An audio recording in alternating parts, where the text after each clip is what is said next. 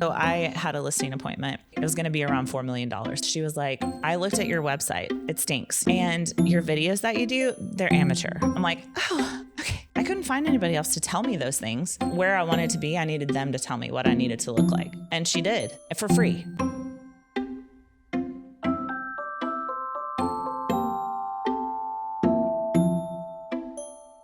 Good afternoon, and welcome back to the Business of Homes podcast, where we talk about that behind-the-scenes entrepreneurial look at the real estate business. Today, I have Kaelin Evans with me.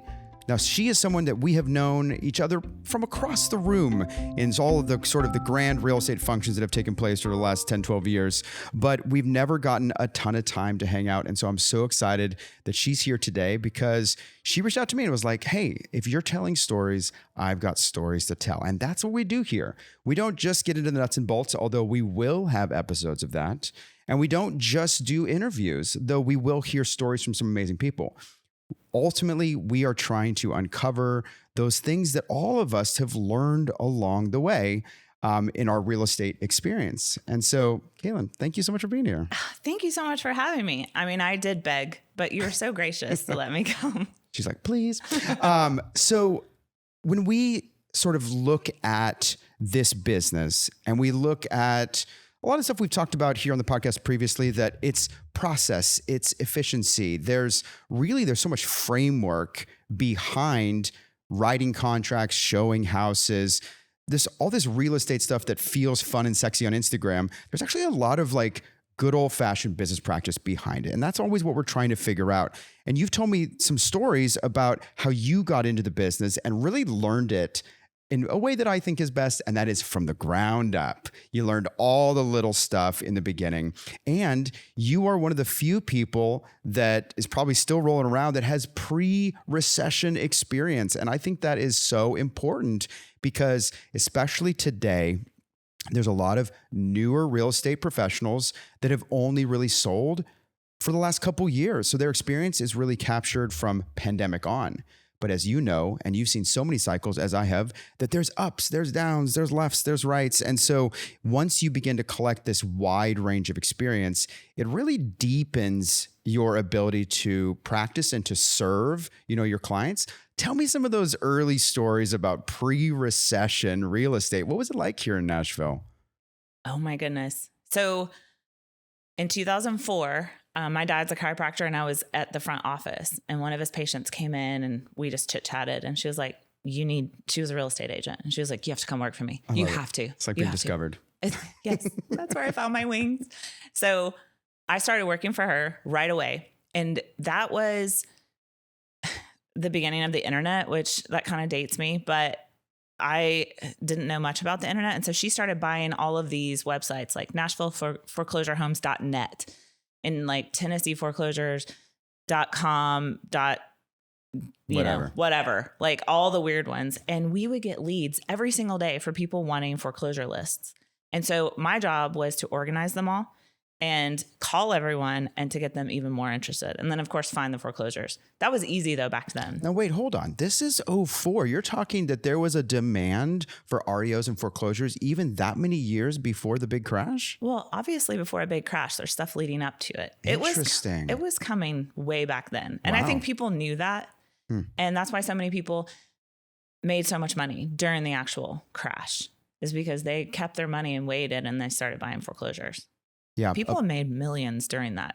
A buddy of mine a number of years ago was like, dude, you got to have enough cash reserves so that when you do see the big dips and you feel the hurt, just like everyone else does, you can go get those cash reserves and buy. And I'll tell you, the discipline required to keep cash reserves when there's a buying frenzy or when you are on some sort of cycle of it's my turn to buy, I'm ready for my next flip or whatever.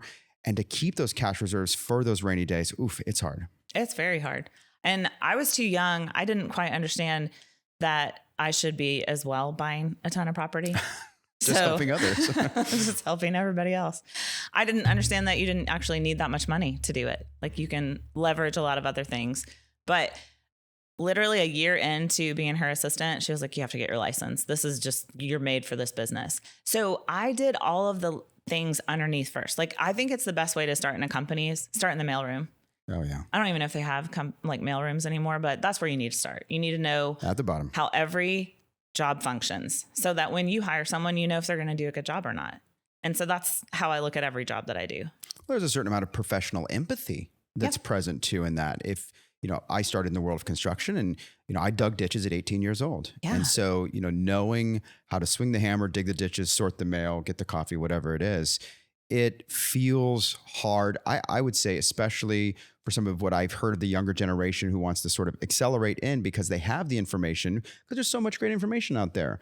And then you don't feel the need to put your time in. But at least when we were coming up, there wasn't as much information out there. And so how'd you get the information? You put the time in. Yes. I actually want everybody to put the time in. I think it makes them a better person. I said yes to everything when I was younger. And I probably still say yes more than I should now, but I have 2 kids, so I need to kind of say no more. But I wanted to try everything, do everything. Sure, I'll go on that catering job. Sure, I'll do this. And if I had never said yes to her about like just being her assistant, I never would have understood my love for real estate. Yeah. And it's like, it happened right away too. Like I remember like calling people and they were excited and I'm like, oh yeah, this is really exciting. And then my OCD was like, the contract part was just really good for that. Yeah. I could keep it all organized. And I mean, I can explain the contract from start to finish because I want to know what it says. Because if they're like, what does this word mean? I'm like, but it keeps changing. Funny thing. It was 9 pages. Now it's 11. TAR keeps changing it. Yes. Or TER, however you say that TER. now. You brought up an interesting concept that I've heard over the years, that there's a lot of real estate agents that don't own.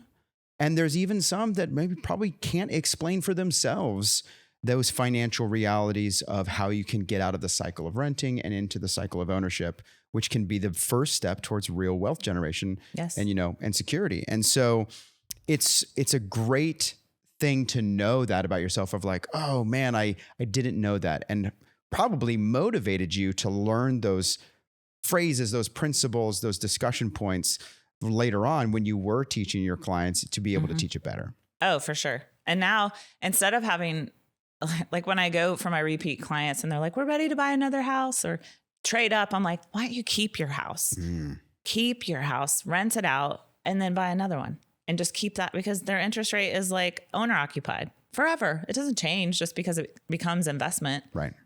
And so I think I push that a little too much so that I don't have a lot of listings, just have a lot of buyers. Yeah. But that's okay. That is okay. And I do think, well, perhaps maybe I wonder if the world is changing. I'm sure you and I have probably been consuming the same social media and the same news around just the high escalating prices and how difficult that can be, both for us in the real estate world, but also for people that are buying.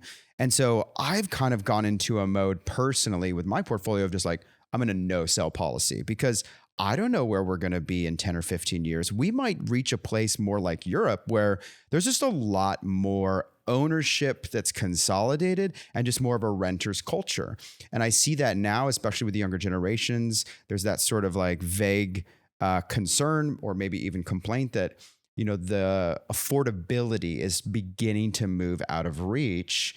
Or you might say that the prices of homes are outpacing the compensation that most people can receive with a normal, sort of American job. And so I don't know how to reconcile this. How do I be someone who's holding, but also still believe in a real estate that has to change hands? And I guess everyone's in their own situation.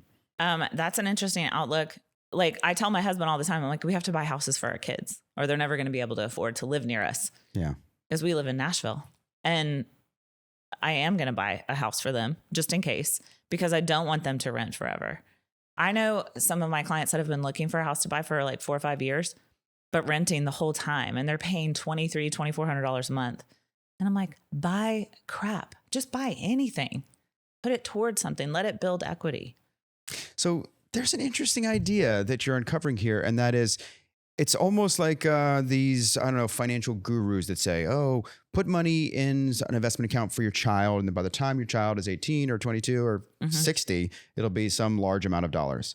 Okay, so let's flip the script a little bit. What if we are trying to purchase a home, a condo, an apartment, something like that, for our child when they're little. And then we're paying the mortgage, no doubt, in such a way where, God forbid, maybe it actually, by the time they're 25, it's fully paid off. But we're not giving it to the child because that might make them soft. That's true. We might then put a fictitious mortgage on it and say, okay, child, now you pay this fake mortgage and I'm the mortgage now. I'm the bank now. And so, they continue to work towards something as we work towards something, but it's sort of building that family bank that they talk about in wealth generation. Yeah. I don't know. Interesting idea. They, whoever they are, they say buy, borrow, die. Oh yeah. So it steps up. So, but because you're passing it along to your children without you paying the most amount of taxes. Exactly. Yeah. So I don't want to die, but I'll buy and borrow. Yeah. It's worth mentioning that concept here because it does feel a little elusive for your sort of larger audience. And that is, if you're buying something at $100,000 and then 20 or 30 years later, it's worth, say, $400,000. You sell it at that point, you're going to be hit with a pretty sizable, capital gains tax on that. However, if you die first before selling, all of a sudden that $400,000 is the new zero. Right. And so it steps up in its sort of non-taxable value. I'm sure there's a better word for it, but no, that's so perfect. your future recipients, maybe that's a spouse or maybe that's a child or a beneficiary of some sort, they now get to benefit from that new 0 point. It used to be 100,000 was the 0 point, now 400,000.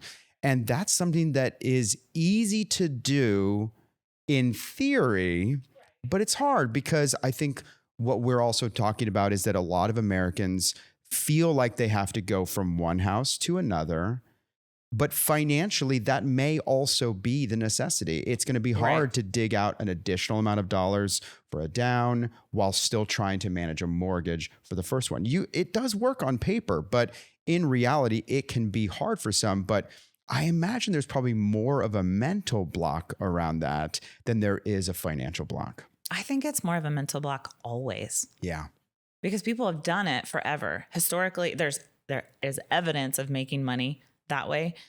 So it's just people are scared. I was scared. I didn't do it right. I wish I had done it differently. I wish I had kept all my houses instead of selling them. And I would take all the equity and I'd put it down in the new house. Like I wouldn't even spend a dime, but I wish I had just kept it. Maybe taken an equity line out, put it on the next house. Mm-hmm. Or even now. So like, it's not a cash flow market right now. Unless you actually have cash to buy something, but it's not a cash flow market. It's an appreciation market. So even if you have to pay $200 or $300 more on a mortgage, having it rented out, but you're paying more, that's like putting stuff in a savings account. And then in a couple of years, they're going to be able to pay that mortgage because of rental increases, because there will always be people that are renting. Totally. So I still think this is the best time to buy because we're in a recession essentially now. This is where all of our money needs to be put to work. Right. If you still have some. It's tough. I grew up in California. I remember my folks talking about that rental properties didn't make money. You were lucky if they only lost a little money along the way because it was an appreciation game. For sure. And of course, California got spanked pretty hard back in 2008, like many did. And so I do get nervous about that because for anyone that's been in real estate for the last 10 or 15 years, you may have become accustomed to having those cash flow based conversations. So let's buy an investment property for this reason so it can cash flow.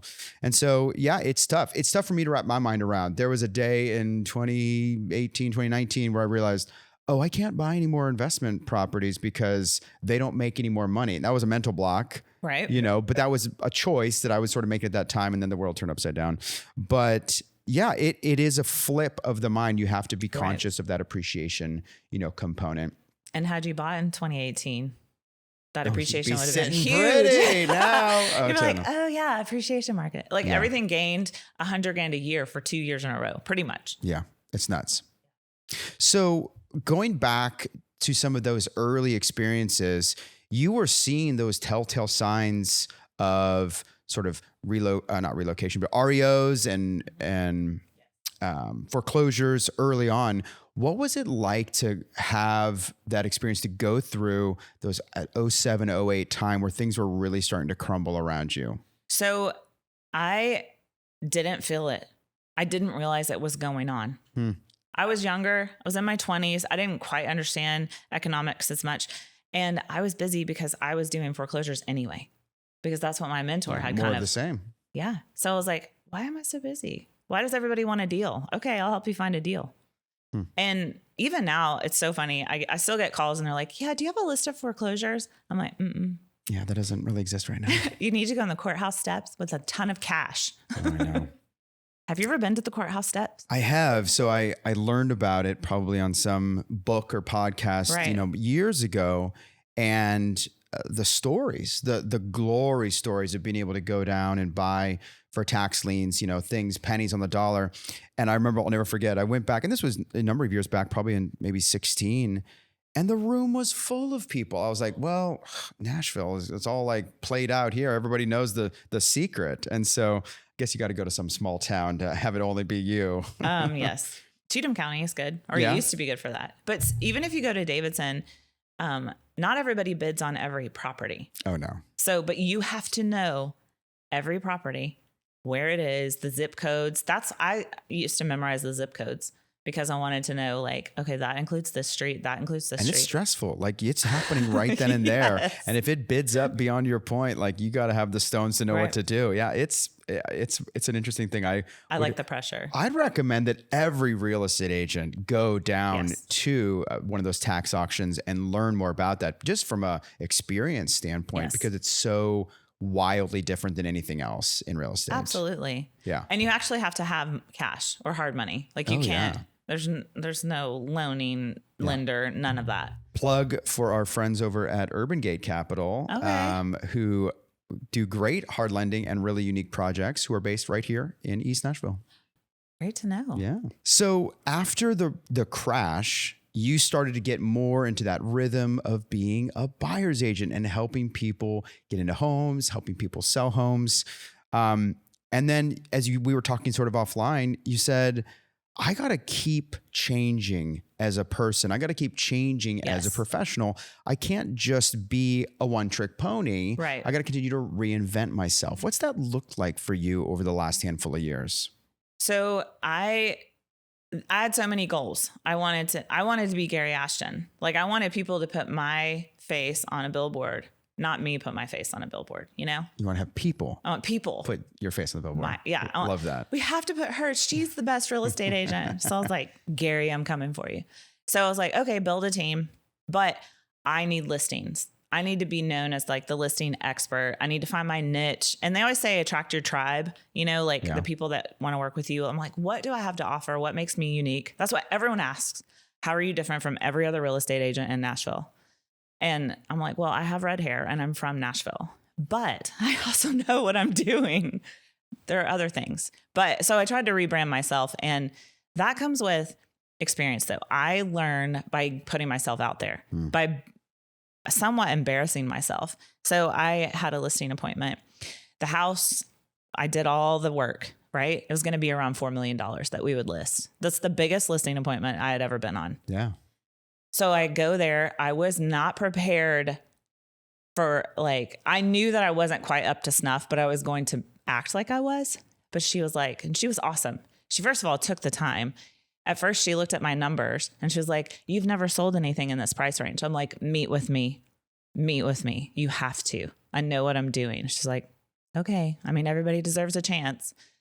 I didn't get the listing, but that's not the important thing. The important thing is that she was like, I looked at your website. It stinks. Use the brokerage website. I was like, okay, yeah, you're right. I need to elevate myself. And then she was like, and your videos that you do, they're amateur. I'm like, oh, okay. Thanks. Try not to think. It's okay. Breathe.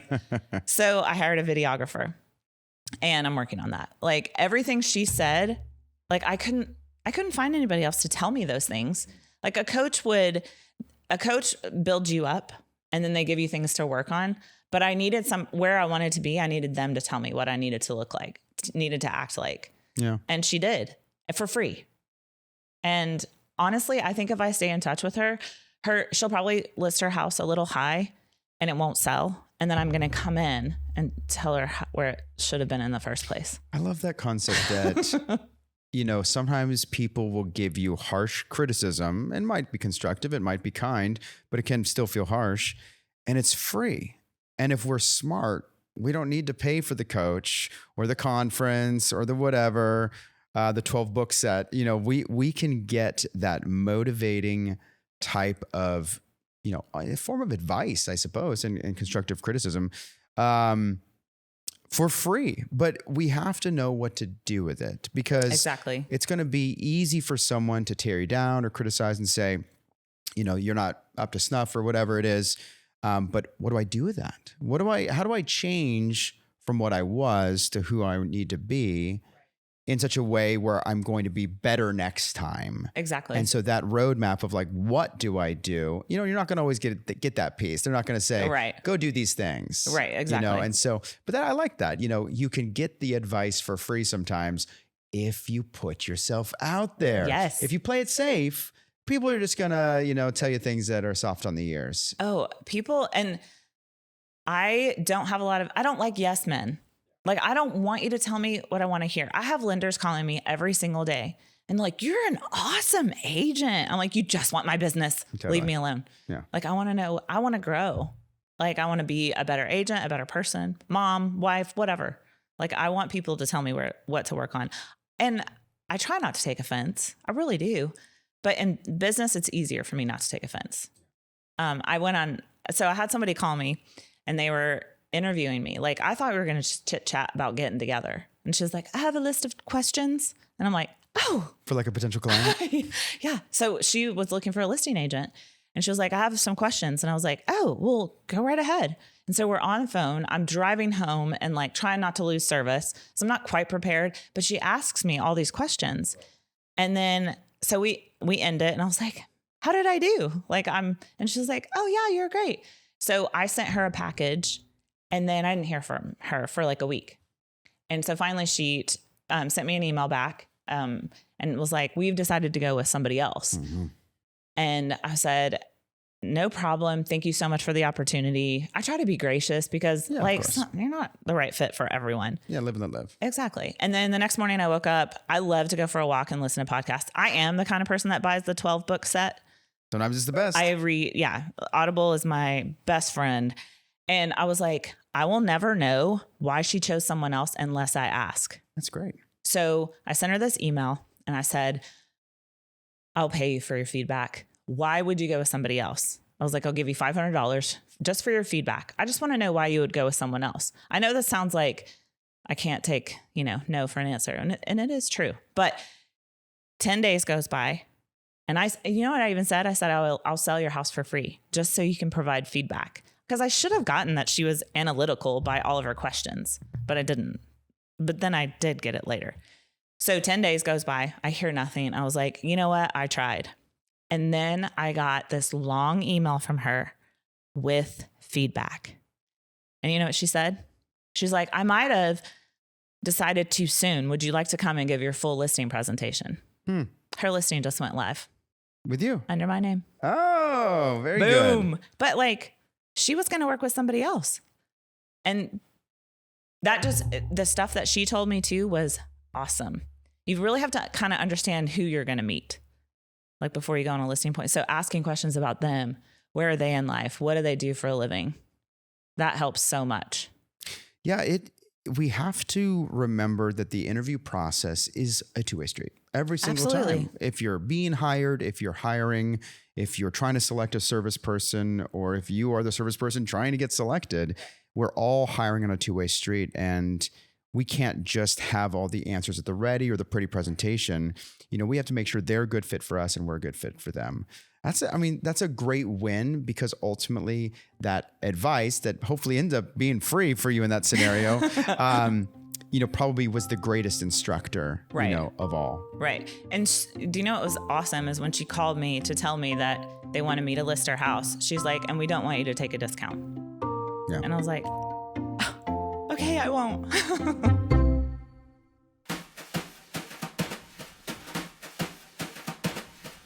Hey everyone, it's Jake, Director for the Business of Homes podcast. I hope you've been enjoying today's episode, beginning with the importance of starting from the mailroom, remembering to invest into your own properties, and when to ask for feedback from your clients, even if they didn't end up working with you. When we return, Kaelin and Micheal dive into understanding your own value, their favorite learning methods, and tools for altering your image. You don't want to miss it. Don't forget to follow us on Facebook and Instagram at The Business of Homes Pod, where you can interact with us and see some great bite-sized pieces from all of our episodes. For you listeners out there, did you know our entire podcasts are filmed and are on our YouTube channel? Check it out next time you want to see our amazing guests tell their stories. And are you currently watching this episode in video format? Don't forget to follow us on your preferred audio streaming service to take us with you on the go. Lastly, do you have any feedback or want to suggest someone for the show? Email us at thebusinessofhomespodcast@gmail.com. Please enjoy the rest of today's episode with Kaelin Evans. Let's get back to it.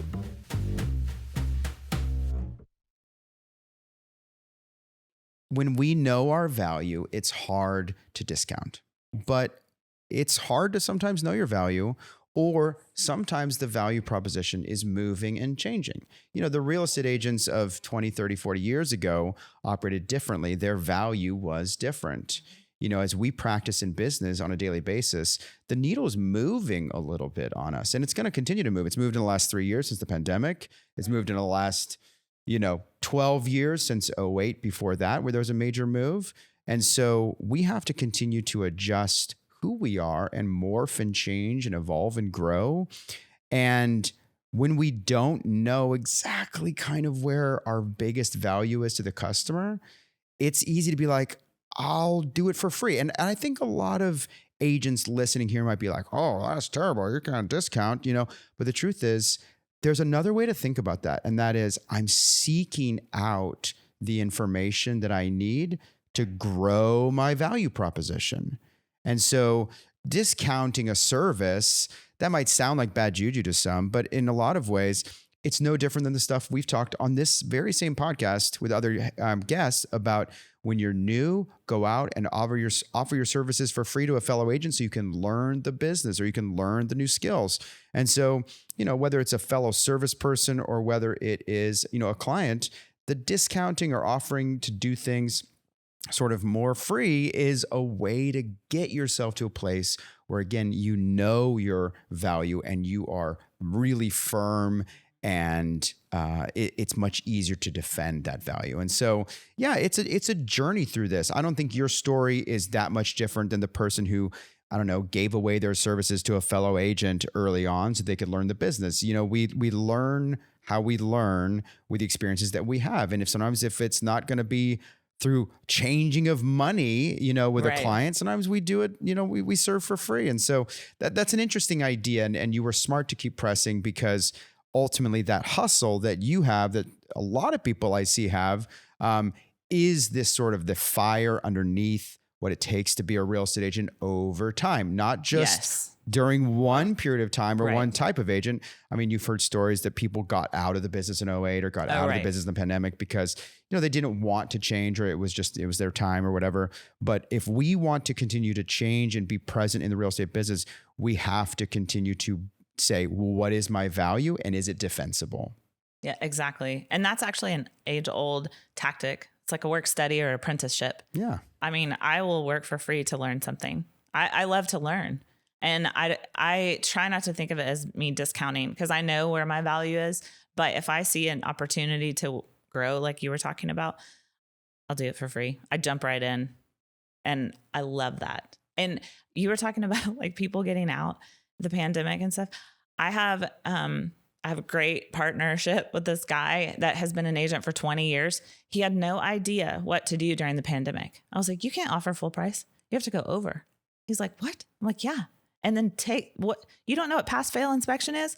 What are you doing? Like it was a completely different ballgame. It was wild. Yeah. And if you hadn't been in it, and like it changed like in months time. So like if you hadn't done a deal recently, and I remember changing like hearing about people, like if I put an offer in, and this was right after the pandemic in 2020, I put an offer in. I'm like, why did you go with someone else? We went over, and they're like, well, they had pass fail inspection.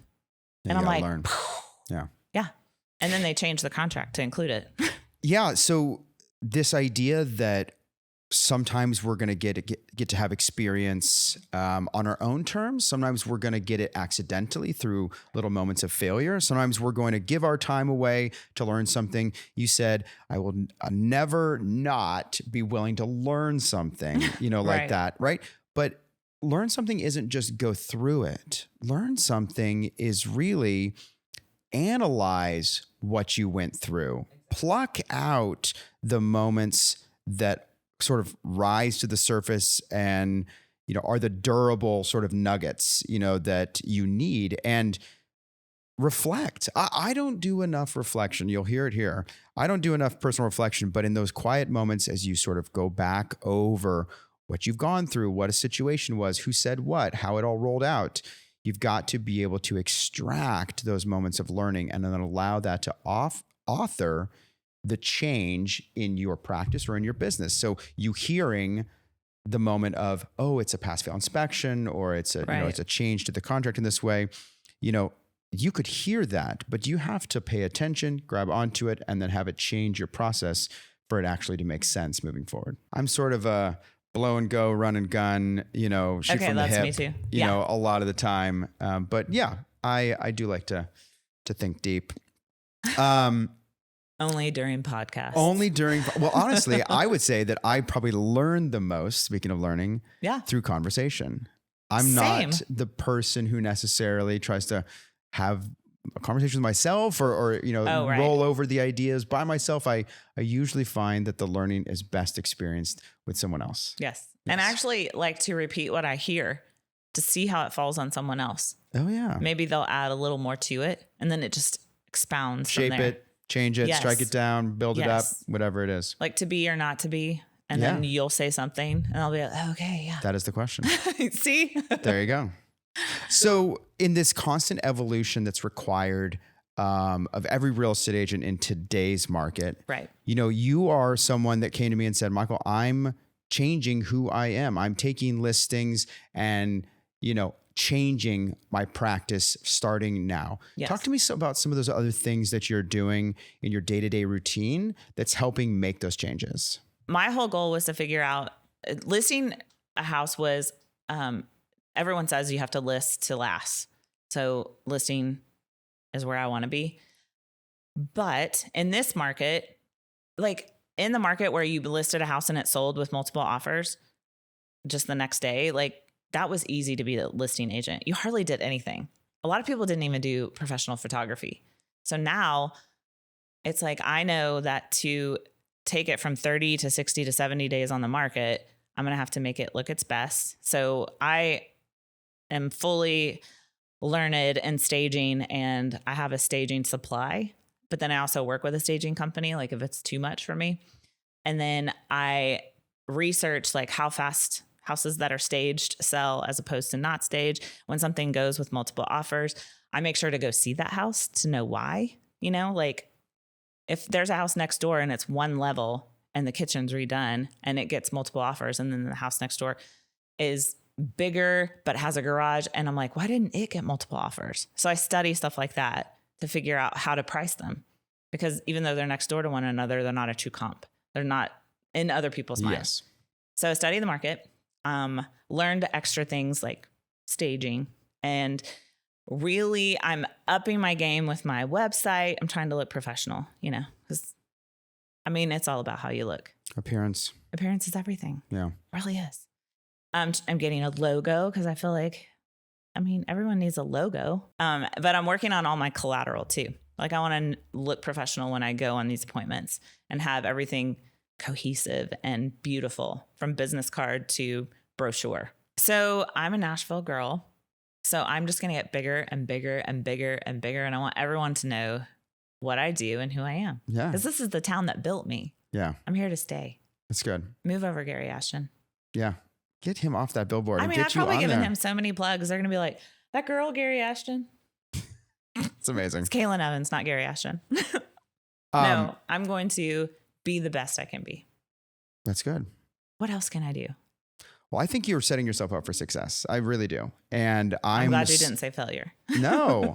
And I'm so glad to hear this fresh perspective of not only a Nashville native, which is always so exciting, a true unicorn, but someone who has grounded out and pushed themselves for a lot of years and seen a lot. I think that is the recipe for success. So good for you. Absolutely. Yeah. I hustle. Well, we will have to have you back on at some point. Thank you. And it's been great to spend the time. Thank you so much, Michael. This is Michael Conrad with the Business of Homes podcast. It's been wonderful to be able to share Kaelin's stories with you guys today. I hope you'll stick around, hit subscribe, check us out on our YouTube channel to see what we actually look like in person, or find us on your favorite place where podcasts are dropped. We'll catch you next time. Hey everyone, Jake again, Director for the Business of Homes podcast. I hope you've enjoyed today's episode. A huge thank you to Kaelin Evans for being a part of the podcast. Go follow her on Instagram at Kaelin Evans, and that's Kaelin, and let her know how much you enjoyed their story. Don't forget to subscribe on your preferred listening platform, and make sure to follow us on Instagram as well at the Business of Homes Pod. Do you have any feedback or want to suggest someone for the show? Email us at thebusinessofhomespodcast@gmail.com. Thank you again for listening, and we'll see you soon.